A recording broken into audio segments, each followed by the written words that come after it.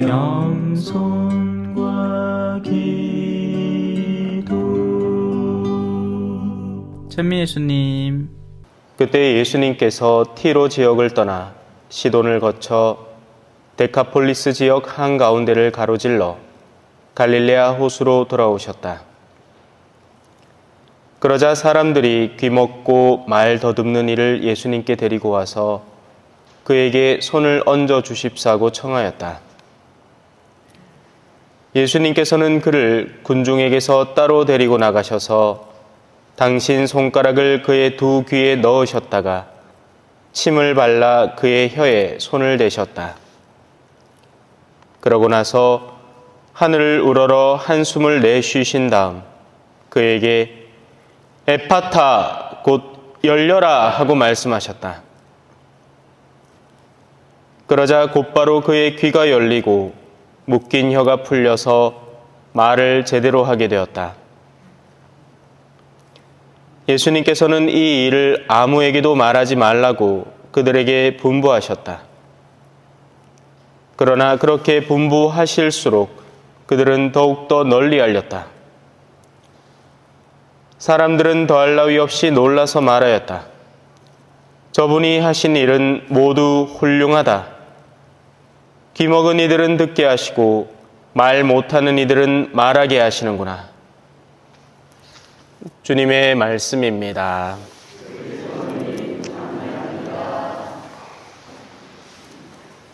찬미 예수님.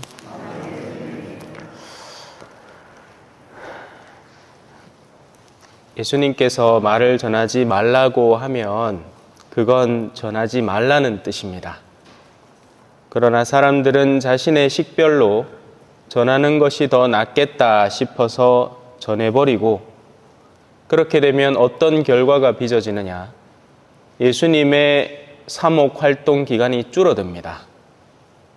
더 많은 이들을 만나고 더 자유롭게 다니실 수 있는 여정을 공연한 이런 말마디들 때문에, 엉뚱한 소문들 때문에 오히려 이 장들의 시기와 질투가 더해져서 활동력이 제한되고 맙니다. 그래서 오늘 복음을 읽으면 더 많이 전해졌으니까 잘 된 것이겠구나 하겠지만 사실은 그 전함으로 인해서 예수님의 활동 시기가 더욱 단축되었다라고 보셔도 과언이 아닙니다. 오늘 일독서를 좀 살펴봐야 됩니다. 일독서 안에는 어떤 과정으로 어둠이 우리를 꼬셔내고 또 그 결과는 어떻게 되는지 일단 결과부터 말씀드릴게요. 재밌는 게 있죠. 사람이 먼저 하느님을 피합니다. 이것이 죄의 너무나 슬픈 결과입니다. 하느님을 피한다? 그러면 어디 가서 누구를 어떻게 만날까요? 아무것도 남지 않습니다. 하느님을 피해서 무엇을 얻어 건질 수 있을까요? 하지만 신앙이 없는 이들에게는 가능한 일입니다. 그래서 성당을 나올 이유는 없고 굳이 일요일에 그 소중한 시간에 놀러를 가지 성당을 나올 이유는 없다고 생각합니다. 왜냐하면 그들의 내면 속에는 신앙이 형성되지 않았고 그래서 하느님은 없는 존재이기 때문이죠. 없는 존재에게 왜 시간을 줍니까? 그죠? 그리고 그런 우리의 태도는 사실상 오늘날 우리 신앙인들에게도 마찬가지입니다. 우리의 내면에 하느님이 실존하는 만큼 우리는 그분을 실질적인 분으로 알고 그분에게 합당한 경외를 바칠 것이고요. 그게 아닐 때에는 소홀하게 대할 겁니다. 내가 원할 때 만나러 가고 아니면 그분이 나를 그냥 기다리기만 하는. 그러다가 나중에 이제 바뀌겠죠. 입장이 바뀌는 겁니다. 그죠? 입장 바꿔 생각을 해봐. 지금이야 우리가 하느님을 고르지만 나중에 하느님이 우리를 고르실 때는 어떤 일이 벌어질 것인가? 자, 사실 이 창세기의 부분은 지난번에도 한번 설명을 드렸습니다. 하느님은 동산에 있는 열매는 무엇이든지 먹어도 된다. 다만 선과 악을 알게 하는 나무는 먹지 마라. 이것이 하느님의 제약 사항이었습니다. 이제 뱀이 본격적으로 일을 시작합니다. 지켜봤겠죠? 아담과 이브를 골고루 지켜봤을 겁니다. 그러면서 누구의 내면 속에 하느님에 대한 모종의 섭섭함이 존재할 것인가? 그것을 가만히 살피고 결국 최종적인 먹잇감으로 여자를 선택을 했습니다.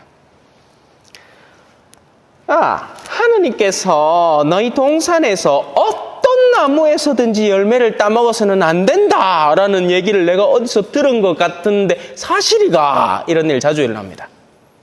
사람들은 흔히 과장을 하고 뻥튀기를 하고 그리고 그 말을 전해서 자신의 감정에 동참하게 만듭니다.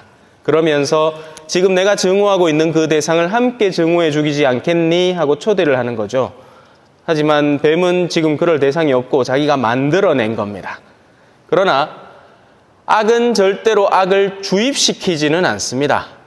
근처에다가 건수를 두고 그가 나와서 기어 나와서 그거를 잡도록 만듭니다. 미끼 같은 거죠. 미끼. 낚싯바늘을 한다고 낚싯바늘이 무슨 눈이 달려가지고 고기를 막 쫓아다니면서 아가미를 팍 잡지는 않지 않습니까? 그냥 거기 있습니다. 뭘 달고? 미끼를 달고. 미끼를 좋아하고 먹고 싶은 녀석은 와서 먹으렴 하고 탐스럽게 만들죠. 이브의 내면 속에, 여자의 내면 속에는 하느님에 대한 모종의 섭섭함이 존재했다는 것이 그 다음 구절로 드러납니다. 여자가 뱀에게 대답을 시작합니다. 내가 아는 선에서는 그렇지는 않다. 지금 네가 하는 말은 어마어마한 과장이다. 우리는 동산에 있는 나무 열매를 먹어도 된다. 그러나 동산 한가운데 있는 나무 열매만은 너희가 죽지 않으려거든. 여기까지 맞습니다. 먹지 마라. 그리고 만지지도 말라 하더라. 얼마나 섭섭한지. 내보 먹하는지 아나? 우리 남편이 내한테 먹혔는지 아나? 우리 직장 상사가 내한테 먹혔는지 아나? 익하더라. 아이고, 지는 얼마나 잘 나겠고. 이런 식입니다. 감정이 이제 드러나 버린 겁니다. 덫에 걸려버린 거죠. 옳았구나. 자, 이제 독사과를 먹여야 되는데 독국물을 살살 바르면서 이제 그 독국물을 집어넣었으니까 겉을 잘 꾸며야겠죠. 탐스럽게. 너희는 결코 죽지 않는다. 완벽한 거짓말입니다. 하느님이 죽는다고 했습니다. 그러나 이미 여자의 신뢰감은 하느님에게서부터 자신의 귀에 달콤하게 자신의 서글픈 마음을 알아주는 듯한 뉘앙스를 비춰 보이는, 하지만 이 뱀은 사람이 죽기를 바라는 존재입니다. 그들을 돕고자 하는 게 아니에요. 우리 주변에는 이런 사람들이 넘쳐납니다. 귀에 달콤하게 우리한테 동조하는 듯이, 하지만 우리의 비밀을 캐내가서 결국 우리를 지독한 어둠으로 빠뜨리려는 그런 사람들이 많습니다. 흔히 이런 사람들의 특징은 제3자의 비밀을 가져와서 우리에게 달콤하게 전해줍니다. 니 들었나? 니 혹시 그 얘기 들었나? 아이고, 그 사람이 그럴 줄 몰랐대. 니만 알고 있으래. 오늘 사람들하고 똑같죠? 얘기하지 마 했는데 그 얘기는 어떻게 됩니까? 발 없는 말은 어딜 간다? 천리를 갑니다. 말은 퍼집니다. 너희는 결코 죽지 않는다. 너희가 그걸 먹는 날 하느님이 아있나? 너가 좋은 거 감차가 지 혼자 물 났고 그거를 너가 눈도 열리고 또 슬기롭게 되고 선과 악을 알게 돼서 하느님처럼 될 것이다. 너희 눈이 확 열려서 하느님처럼 되어서 선과 악을 알게 될 줄 하느님이 알고 그걸 감춰 놓은 기다. 하와는 내심 섭섭했던 겁니다. 왜 내가 저 사람 말을 들어야 돼? 내가 더 뛰어날 순 없어? 교회는 항상 우리에게 순명을 가르칩니다. 멍청한 순명이 아니에요. 만약에 제가 새벽 2시에 여러분의 집에 가서 문을 발로 꽝 차면서 문 열어라! 술상 내어서! 가마 이렇게 얘기해야 됩니다. 신부님, 지금 이럴 시간이 아닙니다. 상식적으로도 말이 안 되는 행동입니다. 사제관으로 돌아가십시오. 벌써 술이 많이 되신 것 같은데요. 근데 우리 착한 신자분들은 순명한답고 집에 모셔다가 술상 차려놓고 그러고 나서는 또 나중에는 뒤에다가 욕을 하죠. 그 신부님 아있나? 그 카드리 하면서. 아니죠. 그 전에 막아야죠. 자, 여자의 눈에는 이제 그 열매가 탐스러움으로 변해버렸습니다. 전에는 하느님께서 명령하신 먹어서는 안 되는 위험한 열매였는데 이제는 먹고 싶은데 못 먹게 하는 탐스러운 열매처럼 바뀌어 버렸습니다. 세상의 모든 자본주의가 광고하는 것들이 사실 비슷합니다. 필요 없는 것들을 우리의 필요를 억지로 짜내서 마치 그것이 나에게 필요한 듯이 만들어서 광고를 하죠. 그것만 먹으면, 그것만 사면, 그것만 구입하면 내 가족이 그 차에 타고 전부 다 행복해지고 자동으로 기뻐지는 걸로 광고를 합니다. 그래서 광고에는 끊임없는 미소가 나오죠. 그러나 그건 사실이 아닙니다. 진정한 행복은 무언가를 잔뜩 산다고 생겨나는 것이 아니기 때문이죠.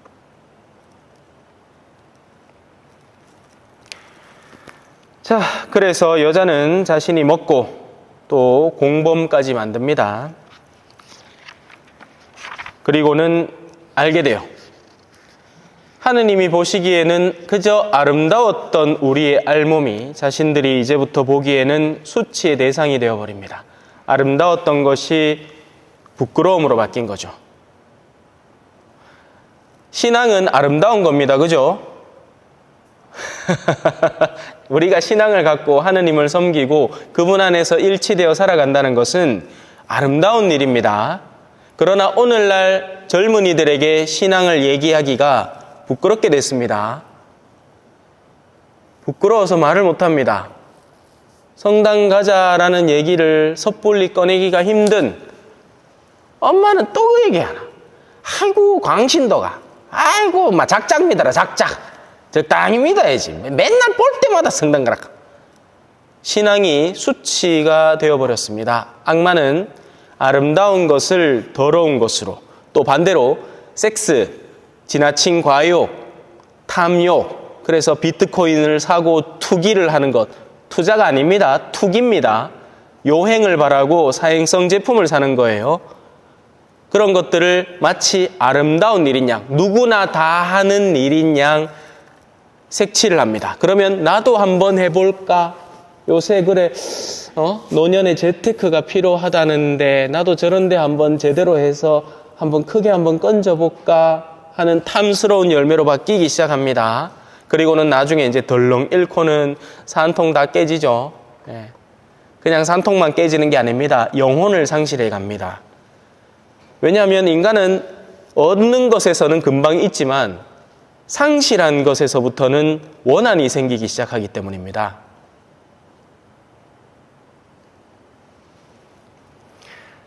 결국 악마가 성공했습니다. 사람들은 이제 자기 스스로 모든 것이신, 모든 생명이신, 영원한 생명이신 하느님을 자기가 스스로 피하기 시작했습니다. 남은 영역은 어디겠어요? 사탄의 영역밖에 없습니다. 어둠밖에 없죠. 빛을 피하는 사람. 포항에서 이렇게 바닷가를 보면 오징어잡이 배들이 있습니다. 불이 환합니다. 왜냐하면 오징어들은 그 환한 불을 보고 온대요. 반대가 있죠. 바퀴벌레나 무슨 우리가 돌 느끼면, 저 시내가 가서 돌 느끼면 가재나 뭐 이런 것들, 빛만 보면 다시 더 깊은 어둠으로 숨어든다고 바쁩니다. 그게 악에 물든 사람들의 특징이고, 시간을 조금만 더 허락해 주십시오. 그것이 귀를 먹고 말 더듬는 이의 특징입니다. 여러분들의 귀는 작동하고 있고 여러분들의 입은 움직입니다. 그러나 이것이 무엇을 위해서 쓰이는 도구인지 한번 생각해 보십시오. 거룩한 말씀을 듣기 위해서 쫓아다녀 보신 적이 있으십니까? 아니면 세상 온갖 호기심과 잡다한 소식들에 더 귀를 열고 계십니까?